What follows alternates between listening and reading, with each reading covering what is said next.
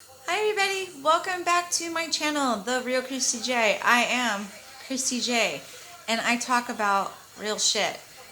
I have no filter, that's just who I am. I smoke weed while I do my videos, and I drink my morning coffee. I don't always have a fabulous background. In fact, I never have a fabulous background, and I don't always look fabulous, although I feel fabulous. So let's get started on today's topic. Today, I'm going to talk about something that usually breaks me down if I talk about it, but today I'm feeling really good, so I don't think I'm going to cry, and if I do, sorry. I'm going to talk about my dad, because he was a great man, and because I miss him a lot, and because it's the holidays, and I feel like I'm going to cry right now. And I wish he was here. But the main reason why I'm going to talk about him is because a lot of people I know have recently lost a parent. And I can't describe to you what it feels like and how it makes you feel on the inside. And it's not a feeling I would wish on my enemy. It really isn't. I wouldn't wish this on anybody in the world. And as much as I don't like my moms, and I don't talk to my moms, I wouldn't want anything to happen to them either. And I would be very, very, very sad if they weren't here either. Even though I don't talk to them. So my dad, he was such a great man.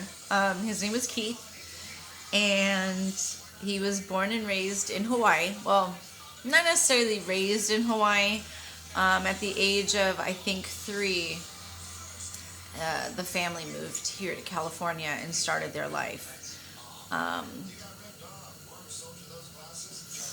He has an older brother, and they are 11 years apart, and they look almost identical. Well, used to, because my dad's not here anymore. And he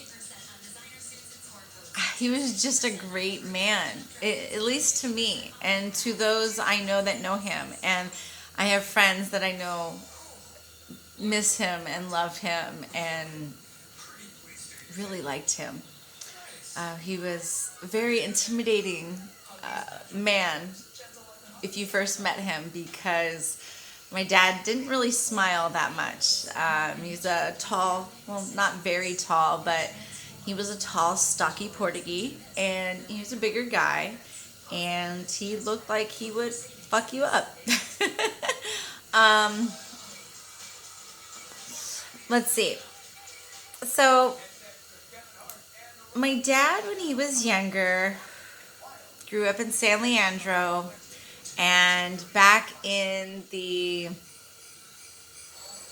70s, 60s, 70s, they would, what they would call cruise the strip in San Leandro on East 14th. And the stories from back then that he would tell were just so cool. It made me wish that I grew up in the 70s. And I still to this day wish that I was a teenager in the 70s. It would have been really cool. And I just feel like I was born too late in life. But maybe this is my second life. Who knows? I don't know. But anyway, so my dad, he had married twice. The first marriage was my biological mom. And then the second marriage was my stepmonster. And my dad used to work for Ghirardelli Chocolate, and not the store in San Francisco that a lot of people know about, and they think that's where everything is created. Wrong. Sorry, but you're wrong. So my dad worked at the Ghirardelli warehouse in San Leandro, and if you're not aware of it, go check it out if you can. I think they still give tours. I'm not entirely sure, but it's really cool. So when we were younger, we used to we used to get to go on tours. Well, since my dad worked there, we didn't really have to go on the tour. We could just get a tour from my dad. And they would have these big barrels. Like, I don't know. You could fit a whole bunch of kids in them. That's how big these barrels were. But they were filled with candy, chocolate, whether it was squares wrapped up or those chocolate melts that are circled. They almost look like a flattened Hershey. Anyway, they were filled with candy, and you were able to like go in and grab some candy and like take it with you. And it was just the coolest thing ever as a kid. And my dad would give out. Sorry, I got distracted by something. My dad would give out 5-pound bars of chocolate for Christmas gifts because they were like hella thick and like hella long. You can't see because of the way I have my camera set up today, but they were like long. So this big ass bar of chocolate, and you would just stick it in your freezer and it would last forever. It's chocolate, and you break off chunks and you got your chocolate. Anyway, it came with this really cool golden foil. It's almost like some Willy Wonka golden ticket type shit, but it was better because, and God, I wish I had it. I wish I could find it right now. But it was almost as if it was like a stained glass foil. It was really neat. I'm actually going to try to find it right now to see if I could show it to you all, because that's just how cool it was. But either way, that's where he worked. That's what he did. And he was there most of my life. He started that job when I was 1, and he was there till his death. And about that. So my dad died in 2011, July 1st, 2011. And that was one of the hardest times of my life. I wanted to kill myself. I didn't want to be around because my dad wasn't here anymore. A part of me died when my dad died. And I can remember everything as if it just happened yesterday. I'm looking at his ashes right now. I didn't want to cry.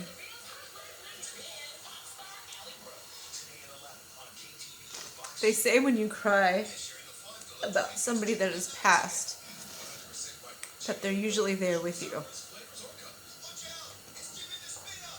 And I hope you're here, wherever you are.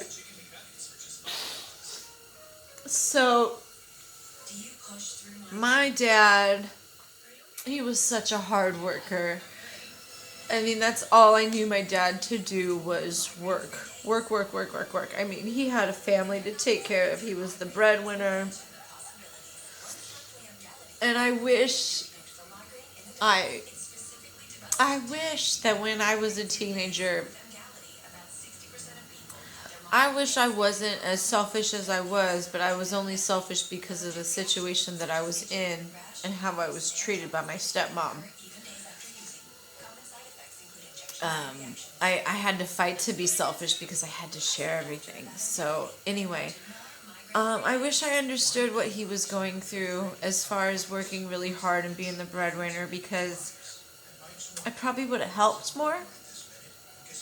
Because I was working at 15 and a half. You know, I got my work permit, and, you know, I was working at 15 and a half all the way up until I stopped working for the man in my 30s and started working for myself. So I was working from 15 and a half all the way up until my 30s. And if I would have known how tough it was for my dad, I would have contributed and helped and got us out of where we were. But my dad was very, very prideful Portuguese, and he didn't complain, and he he didn't let you know things were bothering him or things were wrong, because he's a very strong person, and that's where I learned that from. I hate asking for help. I don't know how to ask for help, and I would rather figure it out on my own and be down to my bare knuckles trying to figure out my own shit before I ask anybody to help me figure it out. It's my shit. It's my life, and that's how my dad was, and that's where I got it from. So when my dad died, mind you, it was completely unexpected. But looking back at it all, the signs were kind of there. My dad, like me, absolutely did not like going to the doctor. I hate going to the doctor. Fuck those guys, like, if I'm not dying, I'm gonna be fine. I'll figure it out, But hated going to the doctor. But here's another sign. When he started taking himself to the doctor, we should have known something might be up. But then again, maybe he was just going to make sure that nothing would be going on, So my dad was getting sick off and on, and I kind of chalked it up to, we all kind of chalked it up to, he's working around other people at work, and he works a lot of hours, and he works early hours, and he works in a warehouse, and he got pneumonia. After getting sick so many times, he got pneumonia. And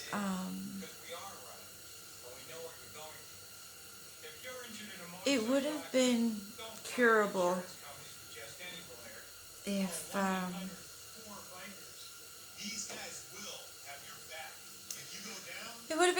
if he didn't have MRSA.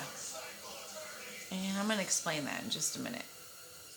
So I didn't know my dad had MRSA, and if you don't know what MRSA is, sorry, my dog is making some crazy noises and shaking the table, and I thought the house was shaking, and I absolutely fucking hate earthquakes, so my heart stopped for a second. Whew, okay. If you don't know what MRSA is a bacteria infection. It's like it's a form of staph. And so basically what it does, well, I recognize this in my grandma, but I don't know if she had MRSA, but I recognize this in my dad. And I don't know if this was the MRSA, but I think it was. And some memories are going to slowly start coming back to me, and like other details that I might have forgotten about as my dad was in the hospital before his passing. But so my dad, on his legs where his ankles were, his skin, he already had dark skin because he was a Portuguese man. And so his skin was like really dark on the front of like his shins, like really dark, like a dark red, like almost like a red bruise, right? And so his skin would be like really dry and just really irritating and messed up in that area, I guess. I didn't notice any like wounds or anything like that, but his skin was highly discolorated in that area, and I'm guessing that was the MRSA. And like I said, in my memories flooding back to me, I believe in one of the doctor visits that I had, sorry, I'm visioning all this right now, I believe one of the doctor visits that when I was there when my dad was in the hospital, I think that's what the nurse had explained, that he's got MRSA. So when you have MRSA, it is completely resistant to antibiotics. So therefore, if you have pneumonia, the MRSA is going to cancel out the antibiotic. Excuse me. It's going to cancel out the antibiotics. So my dad was being killed by 2 infections. He was being killed by MRSA. the pneumonia was killing him because the antibiotics weren't working because of the MRSA, because the MRSA was so strong and so resistant that it wasn't letting anything help him. So, I was at work. Actually, yeah, I was at work. No, I wasn't even at work. I was at home with my husband, which was my boyfriend at the time. And I get a call at about 11 o'clock in the morning. And it's my mom, my stepmom, excuse me. And I ignored it because I was busy.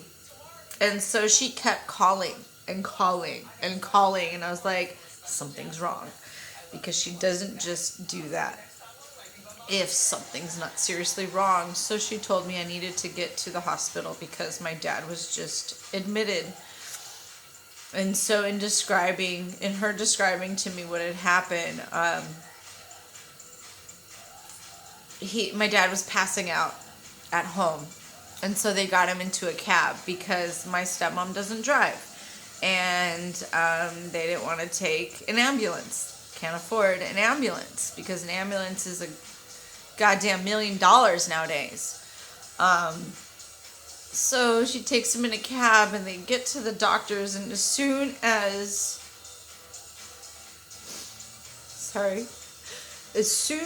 the double doors opened, my dad collapsed right there at Kaiser. The one that they tore down in Hayward. I'm so glad that they tore it down. It was really hard driving by that place and seeing the room that your dad died in, and you had to say your last goodbyes. It was just so hard. And so, of course, he was admitted. They picked him up, put him on a gurney, put him into a room, and started working on him to find out what was going on. And he was put into a medically induced coma, but it wasn't one of those that he was like deep in, meds would wear off and he would get like, he would show that he was my dad and he would get frustrated, like, where the fuck am I type shit. Like, why are these things in my arms? And I remember standing there holding his hand, forcefully holding his hand because my dad is goddamn strong.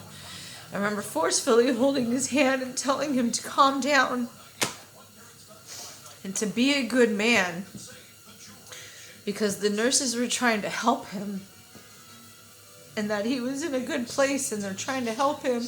And I just begged him to calm down because I didn't want him to hurt himself, and he calmed down. I think him hearing my voice, honestly, I was the voice of reason for him because... And I'm not trying to talk any shit whatsoever, but I'm huge on watching my surroundings and people around me and things going on around me. Like, I'm a huge observer. And he wasn't really responsive to my little sister's voice. And it seemed as though the voice of my stepmom was irritating to him. Fuck, it's irritating to me. But it seemed as though... Sorry, my nose is running.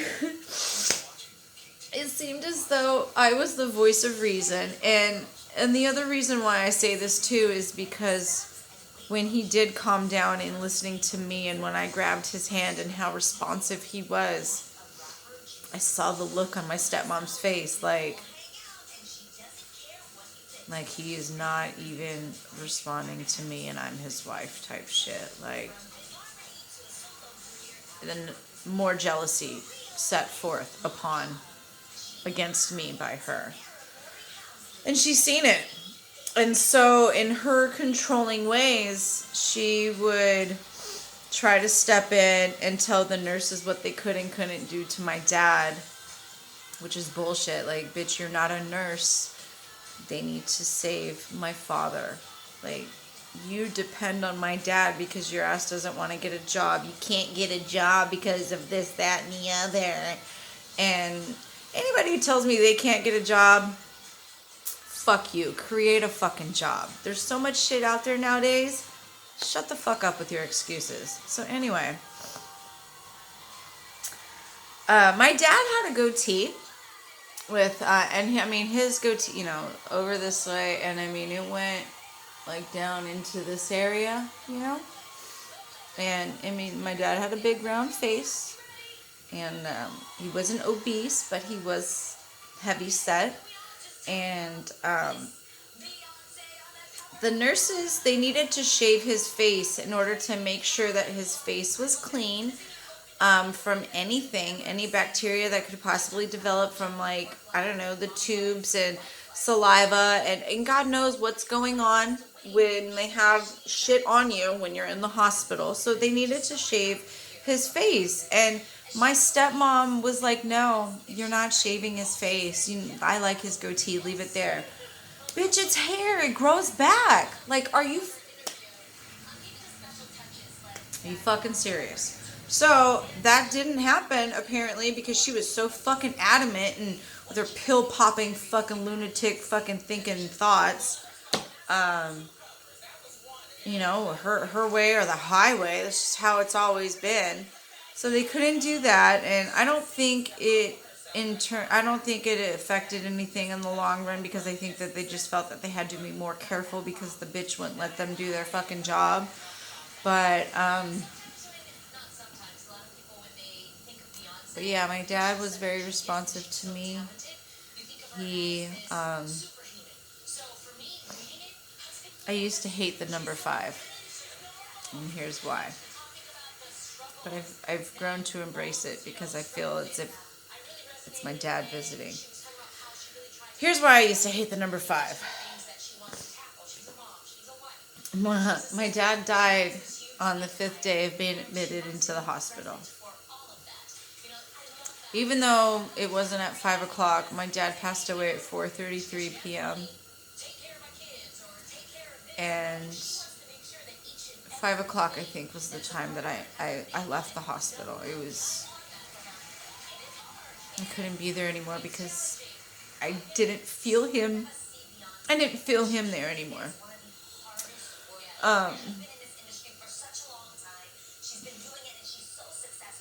So on that day, I was getting hand x-rays because I was a massage therapist at the time, and my hand was cramping up, freezing up. There was a lot of pain shooting through it. So we needed to figure out what was going on. And so luckily I was literally down the street from Kaiser, and I was about to get my x-ray, and I got a call from an unknown number, and I ignored it. And I called again, and something told me to answer the fucking phone. So I did. And Kaiser said, you need to come down here right now. And I was like, I can't. I was like, I'm in the middle of getting an x-ray. And they said, well, your dad's not going to make it. I blew through every fucking red light. I ran every fucking red light as safely as possible so I can get to my dad. I got a phone call that my sister was on the way. I got a phone call that my stepmom was on the way. So I was the first person to arrive.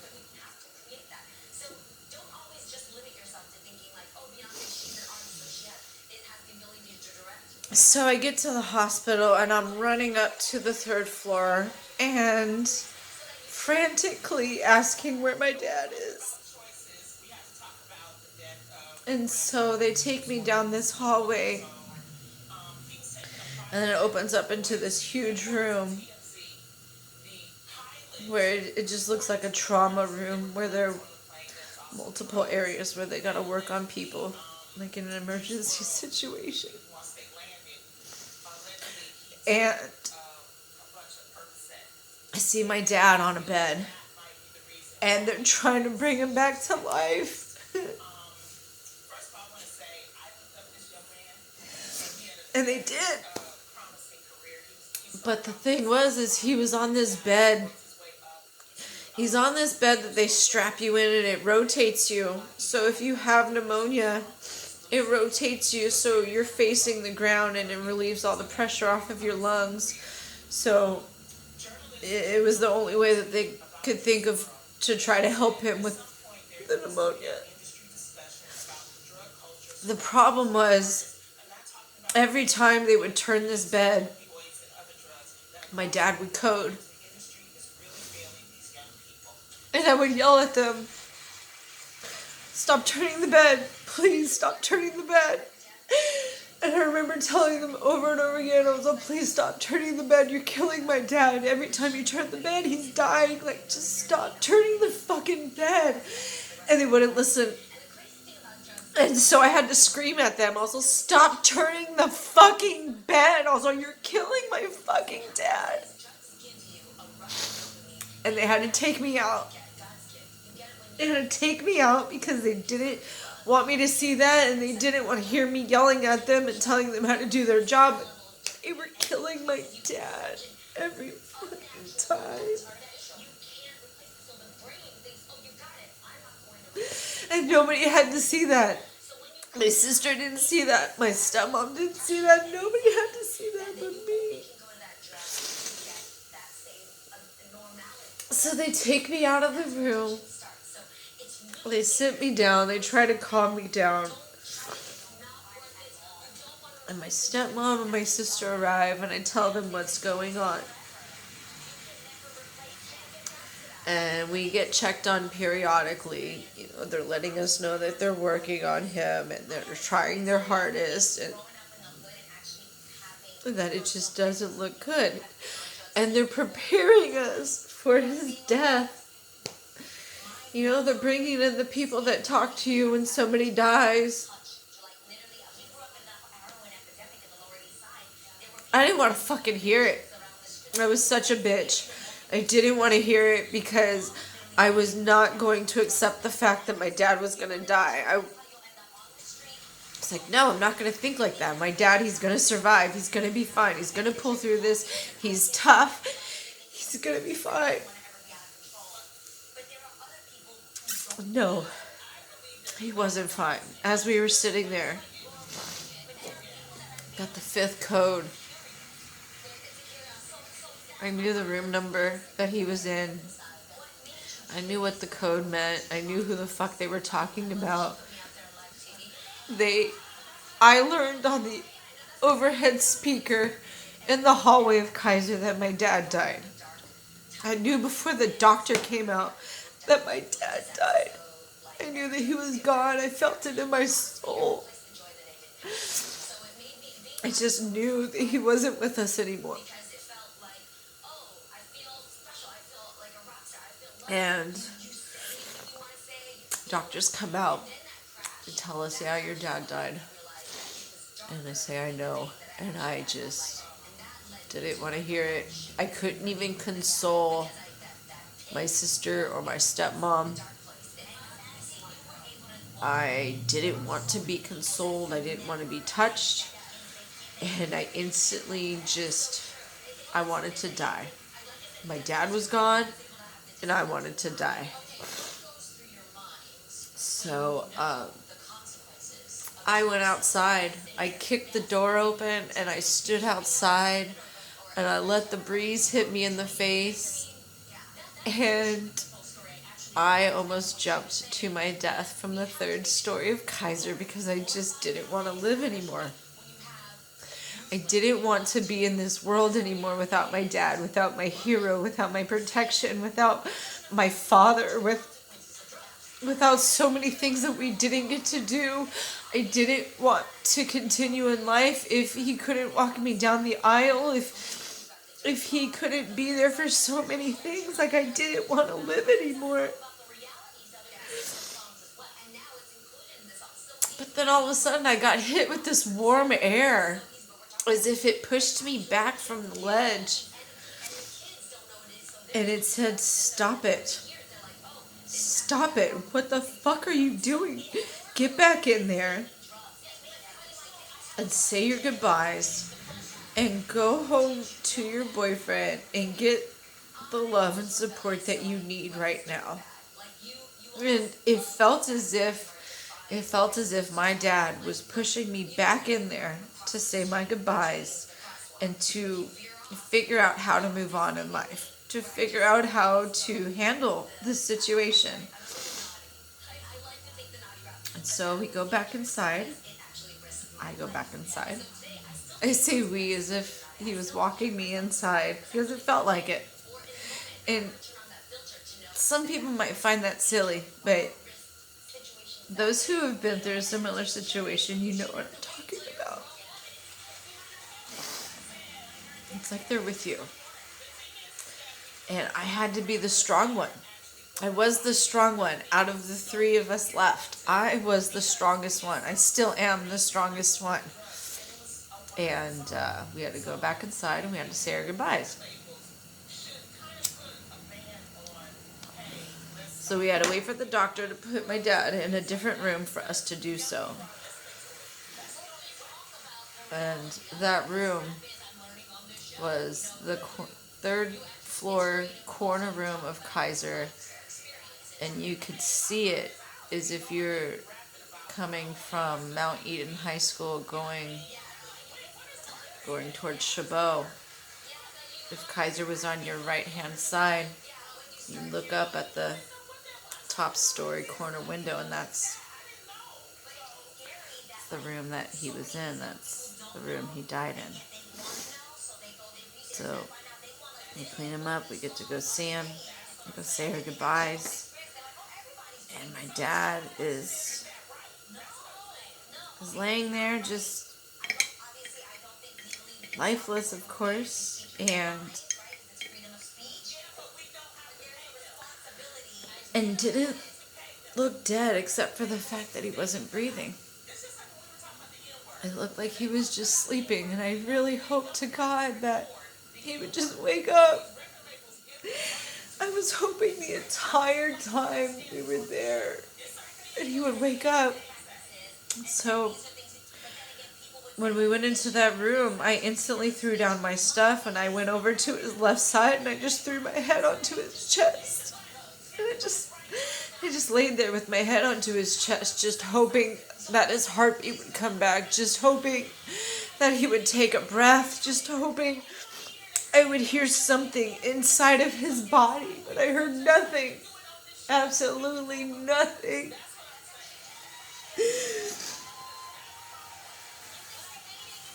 And then, this is the part I don't tell anybody. So, as my dad was laying there, dying, dead, lifeless, no heartbeat, no breath, no nothing.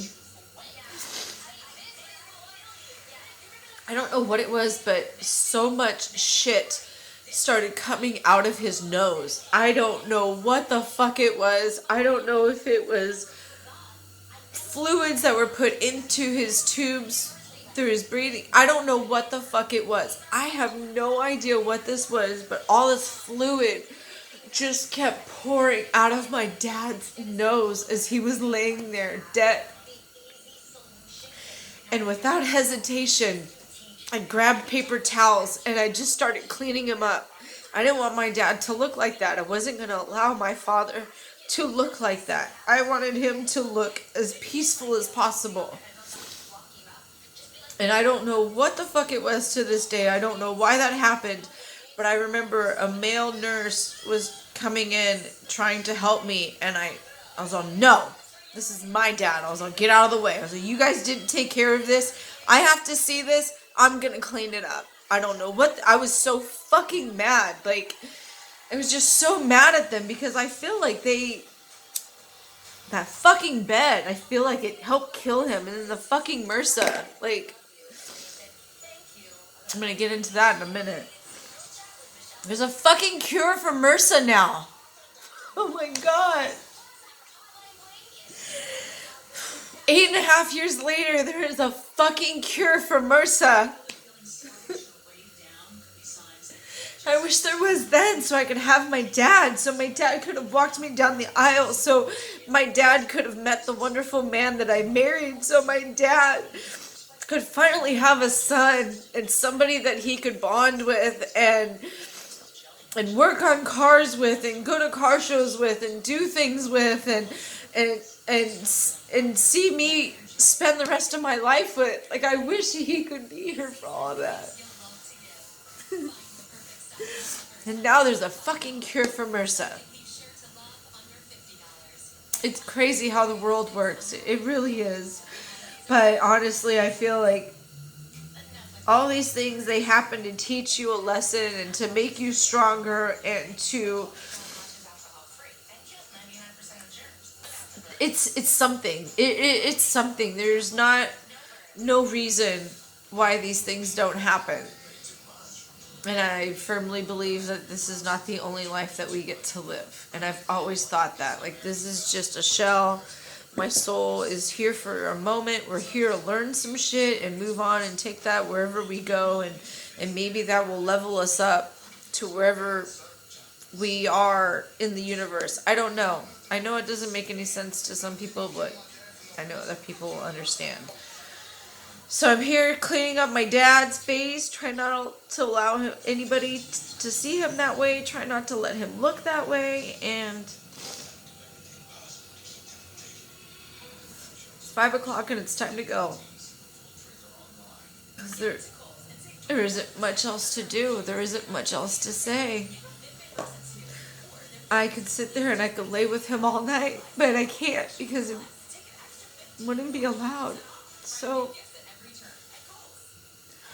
and something inside me just told me to go. Like, it's time to go. And as much as I didn't want to leave him there, what was I going to do? I didn't want to leave him there. But I had to.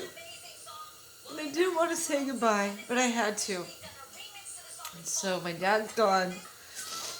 And I come over to Terry's house, my husband, and I couldn't cry anymore.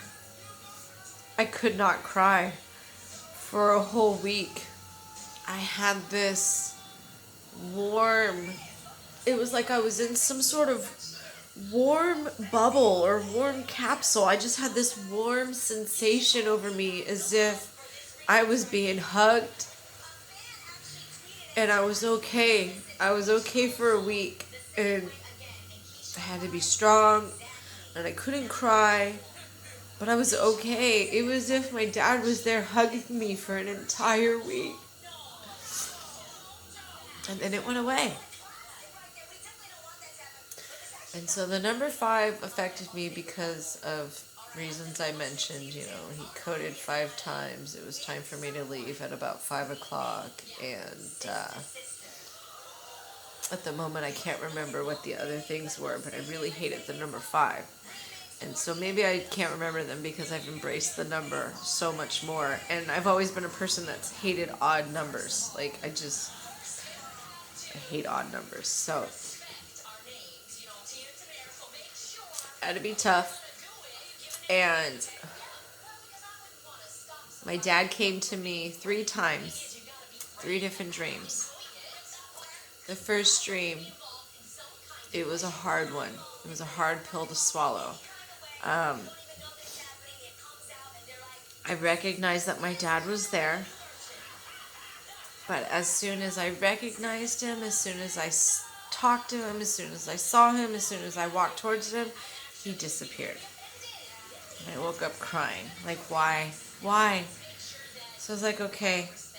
Wherever he is now, whatever job he is doing now, he was not granted enough permission to fully communicate with me. That's what I strongly felt. And perhaps I wasn't ready yet. So then he comes to me in a dream the second time. And this time he's there with my grandma. And I haven't seen my grandma in my dreams, I don't think ever. And my grandma was my best friend. She was like a mom to me. And so they're both there in my dream. And so I can't fully remember what happened. But I know that he disappeared. No, I remember what happened now. Squish that. Sorry, it's coming back. I was throwing a party in my dream. I remember it now. I could see it now. It's so crazy. Like, I wish I could print these pictures from my mind so you can see it. I was throwing a party, and I mean, we're in a living room setting, and I'm surrounded by all my friends, and my dad walked in, and my dad was wearing all black, and he had black sunglasses on. And if you knew my dad, you knew he was a Raider fan, you knew my dad mainly wore all black, and you know what type of sunglasses I'm talking about. So you could even go look on his Facebook page and see it. But he was wearing all black, but he had a black leather jacket on. Like, he was decked out in black. And looking at that now, it's a indication that he was doing work on the other side. That's how I saw it. There was no Raider gear. There was no symbolism, nothing like that. He was all black. And his demeanor was my father's demeanor. Calm, cool, collected. And if you knew my dad, he didn't always smile. But when he did, he had a great smile. Great set of teeth, great smile. But if he didn't smile, he had a way of smiling without smiling. And that's what he was doing. And we locked eyes, and I walked over towards him. And I gave him the biggest hug ever because I was allowed to. I was finally allowed to. And I needed that hug so bad. And it felt so real. And I was able to hug him for as long as I was allowed to. And then I said, "Are you ready to party?" And he said, "Yeah, I want to meet all of your friends." And we went and partied. And I remember introducing him to Terry finally. And I regret not doing that. He wanted to meet him, and I didn't want to jinx it. And it was a couple of weeks before he passed away, and I wish I would have introduced them. Like, to this day, I wish I would have introduced them. He would have loved him. I know my dad would have loved Terry. Everybody loves Terry. I love Terry. So, that was dream 2. But I hadn't seen my dad for quite some time. I mean, it had been some years in a dream that I'd seen him. And so finally I had dream number 3. And that was the final dream. And I was finally able to ask him questions that I wanted to know here in the real world. And so I remember, I don't know where we were, but I just remember my dad appearing to me. And I got a hug. And I got that smile without a smile. And I just wanted to know if he was okay. So I remember looking at him, and I just remember saying, "Daddy, are you okay? I just want to make sure that you're okay. Because I keep worrying about you, and I don't know what's happening to you on the other side. And I know that you're a good man, and I know that you shouldn't be in a bad place, but I haven't seen you, I haven't felt you, and I just need to know if you're okay." And so he looked at me. Sorry, my camera's shaking. He looked at me and he said yes. But he didn't say yes. It was like telepathic. I was like, "Yes, I'm okay. You don't have to worry anymore."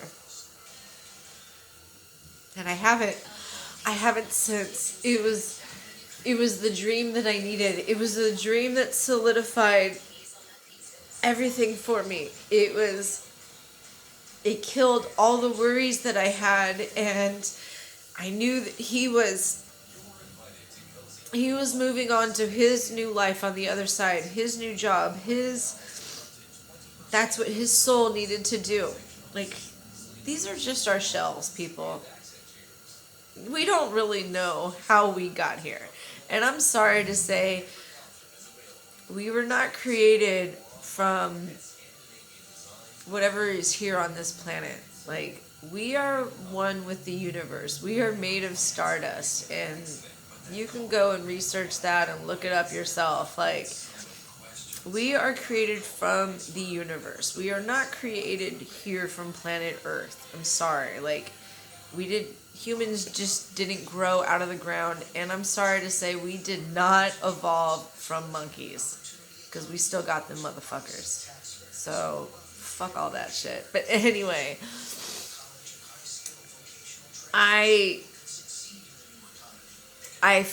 I can talk about my dad most times without crying. Obviously, I couldn't do it through this video because I was pretty much reliving everything that had happened. I just hope that I am doing him proud. I really do. And I can't wait to see him again. And I miss him so much. He was such a great man. And I wish I could hug him. I wish I could talk to him. I wish I could see him. Like, I wish he could walk me down the aisle. His brother walked me down the aisle, which was a trip because he now looks like my dad with the full gray hair, which is crazy because my dad had the grays before his brother, who is 11 years older than him. Completely insane. But looked like my dad and everything. But one day. So if you've lost a parent, I'm going to be 100% real with you here. It doesn't get any easier. It really doesn't. You just find ways at managing the empty space, the things that they miss out on because they're not here, the things that you wish that they could be a part of. And it's hard. It really is. But you have to talk about them to keep them alive, to remember the memories, to remember how they sound, to just remember everything about them. Talk about them. If you're angry, talk about it. Let it out. But one thing I can tell you that you shouldn't do, don't ever live with any regret, because life is the way it's supposed to be. That's why it's happening with the way it is. Each turn of a page, each chapter, it's meant to be the way it is. And you just have to live with that. And it will be hard. The loss of a parent is one of the worst feelings I've ever felt in my entire life. And like I said, I don't wish it on anybody, nobody, no enemies, no nothing. I wish we could all live forever and just constantly learn and grow and get better, but that's not how it's supposed to be. We have a timeline for a reason. And like I said, our souls, this is just a shell.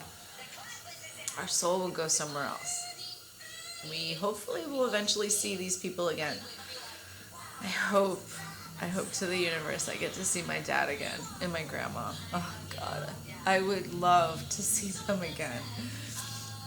But for now, we just keep their memories alive.